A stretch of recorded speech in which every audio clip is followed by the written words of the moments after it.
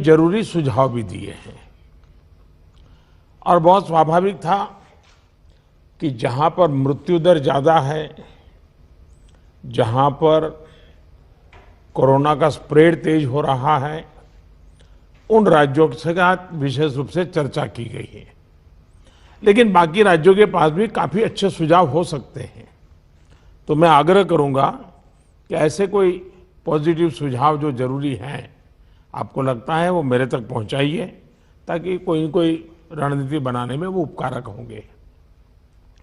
अभी यहाँ जो भारत सरकार की तरफ से स्वास्थ्य सचिव की तरफ से प्रेजेंटेशन रखा गया, उससे भी स्पष्ट है कि एक बार फिर चुनौतीपूर्ण स्थिति बन रही है।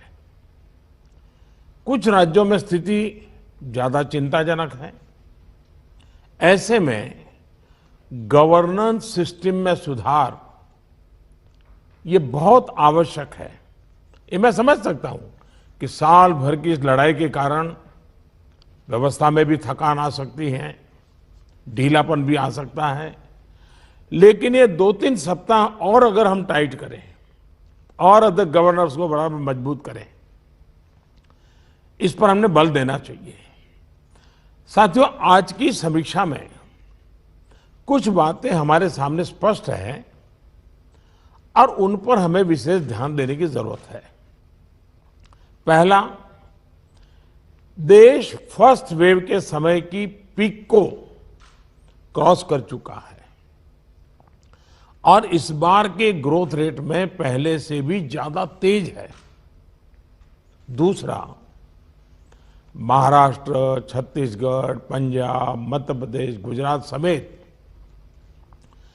कई राज्य फर्स्ट वेव की पीक को भी क्रॉस कर चुके हैं। कुछ और राज्य भी इस ओर तेजी से बढ़ रहे हैं। मैं समझता हूं कि हम सब के लिए ये चिंता का विषय है, सीरियस कंसर्न है। और तीसरा, इस बार लोग पहले की अपेक्षा बहुत अधिक कैजुअल हो गए हैं।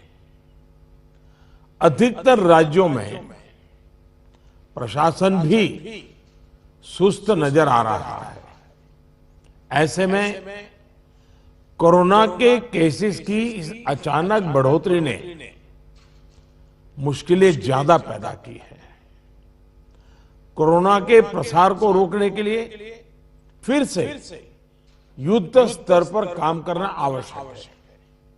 साथियों, इन तमाम चुनौतियों के बावजूद हमारे पास पहले की अपेक्षा बेहतर अनुभव है, पहले की अपेक्षा अच्छे संसाधन है और अब एक वैक्सीन भी हमारे पास है।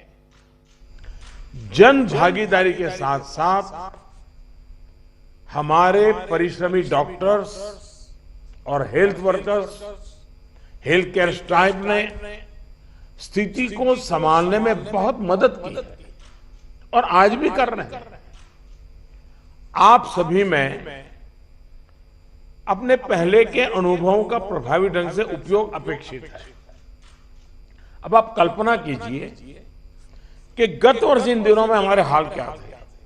हमारे पास टेस्टिंग लैब नहीं थे, इवन मास्क कहां से मिलेगा ये भी एक चिंता का विषय था, पीपीई किट नहीं था। और उस समय हमारे लिए बचने का एकमात्र साधन बचा था लॉकडाउन, ताकि हम व्यवस्थाओं को एकदम से जितना तेजी से बढ़ा सके और वो हमारी स्ट्रेटेजी काम आई। हम व्यवस्थाओं को बना सके, संसाधन खड़े कर पाए, हमारी अपनी कैपेबिलिटी बढ़ाई, दुनिया से जहां से प्राप्त कर सकते कर पाए और लॉकडाउन के समय का हमने उपयोग किया। लेकिन आज जो स्थिति है, आज जब हमारे पास सब संसाधन है, तो हमारा बल, और ये हमारे गवर्नेंस की कसौटी है, हमारा बल माइक्रो कंटेनमेंट जोन पर होना चाहिए। छोटे छोटे कंटेनमेंट जोन पे सबसे ज्यादा होना चाहिए। जहां पर रात्रि कर्फ्यू का प्रयोग हो रहा है, वहां मेरा आग्रह है कि उसके लिए शब्द प्रयोग हमेशा करें कोरोना कर्फ्यू, ताकि कोरोना के प्रति एक सजगता बनी रहे। कुछ लोग ये इंटेलेक्चुअल डिबेट करते हैं कि क्या कोरोना रात को ही आता है। हकीकत में दुनिया ने भी ये रात्रि कर्फ्यू के प्रयोग को स्वीकार किया है, क्योंकि हर व्यक्ति को कर्फ्यू समय होता है तो याद आता है कि हाँ, मैं कोरोना काल में जी रहा हूं, और बाकी जीवन व्यवस्थाओं को कम से कम प्रभाव होता है। हाँ, अच्छा होगा कि हम कोरोना कर्फ्यू रात को 9 बजे शुरू करें या रात को 10 बजे शुरू करें और सुबह 5-6 बजे तक चलाएं, ताकि बाकी व्यवस्थाओं को प्रभाव ज्यादा न हो। और इसलिए उसको कोरोना कर्फ्यू के नाम से ही